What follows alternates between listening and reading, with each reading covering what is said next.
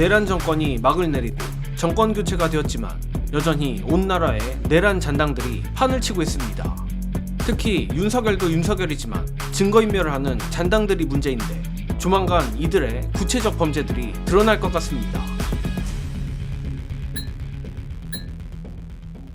이재명 대통령이 경악할 정도로 이른바 무덤 같은 용산을 만든 두 인물이 어제자 세계일보 보도로 폭로됐습니다. 그 두 인물은 바로 정진석 전 대통령 비서실장과 윤재순 전 대통령실 총무비서관인데 마침 오늘 그 정진석이 공수처에 고발당했다는 보도가 떴습니다. 보도에 따르면 시민단체 사세행은 오늘 정진석을 상대로 직권남용 권리행사 방해, 증거인멸, 공용물 손상, 대통령 기록물법 위반 혐의로 공수처에 고발했다고 하며 정진석이 윤석열과 자신이 연루된 12.3 비상계엄 사태 관련 증거를 인멸하기 위해 대통령실 공용 PC에 저장된 기록과 공용 서류를 전부 파기하도록 직원들에게 지시했다는 것이 사세행 측 고발 요지입니다. 가뜩이나 대선 기간인 지난달 27일 민주당 선대위 박경미 대변인은 정진석이 새 정부에 인수인계를 하지 않을 테니 물리적 방법을 동원해서라도 PC 등을 파쇄하라고 지시했다는 제보 내용도 공개한 바 있고 어제 나온 세계일보 보도가 해당 의혹에 사실상 결정타를 꽂은 것으로 보입니다. 그리고 참고로 정진석은 이 대통령실 무덤화 혐의만 있는 게 아니라 사실상 본체인 내란 혐의로도 수사를 받고 있는 상태입니다. 관련해 경찰청 특수단은 이미 지난 1월 11일 정진석을 피의자 신분으로 조사했는데 지난해 정진석은 12월 4일 새벽 국회에 계엄 해제 요구안 가결 직후 국방부 지하 합참 결심 지원실에서 윤석열이 주재한 회의에 참석했고 그 자리에서 윤석열 등과 함께 2차 계엄을 논의한 것 아니냐는 의혹까지 제기된 상태입니다. 고로 만약 정진석에게 내란과 더불어 이번에 고발당한 증거인멸 혐의까지 붙는다면 의외로 윤석열 다음으로 빵이 오래 있어야 할 사람은 정진석이 될 수도 있을 것 같기도 한데 안 그래도 지난 12.3 내란 관련해 검찰과 더불어 가장 베일에 쌓여있는 곳이야말로 바로 대통령실입니다. 또한 그 대통령실에서 윤석열 최측근 보좌를 했던 정진석이 12.3 내란과 관련이 없다고 하면 오히려 더 거짓말이라 생각합니다. 이에 그 업보들의 뚝이 이제서야 터지고 있는 것으로 보이는데 정리는 개인적으로는 12.3 내란의 정진석의 역할이 알려진 것보다 더 클 가능성도 꽤 된다고 봅니다.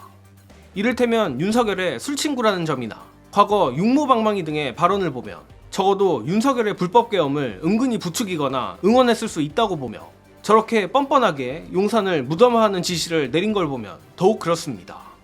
물론 정진석 단에는 차라리 증거인멸이 내란 혐의를 직방으로 맞는 것보다야 싼 티켓이라 생각한 모양입니다만 저런다고 내란 혐의에서 벗어날 수 있을까 싶고 무엇보다 증거인멸이나 특히 대통령 기록물법 위반의 양형이 생각보다 세다는 것입니다. 그것도 단순 비리가 아니라 내란 관련 증거인멸이란 점에서 형량을 맥시멈으로 때려맞으면 오히려 내란 중요임무 종사와 크게 다를 바 없는데 관련해 정진석이 대통령 기록물법 위반 빼박으로 보이는 이유 영상으로 보시고 오겠습니다.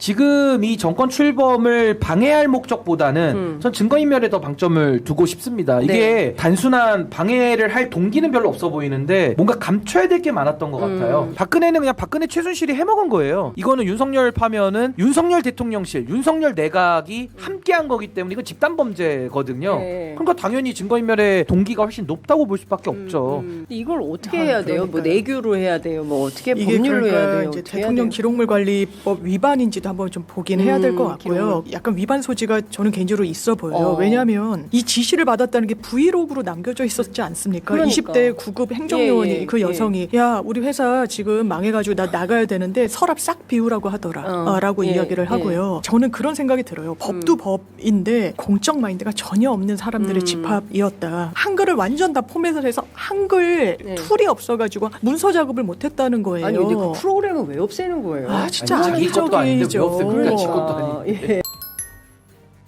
마지막에 장윤선 기자가 한글을 왜 지우냐고 했던 대목은 너무나도 당연하지만 증거인멸 때문이라 생각합니다.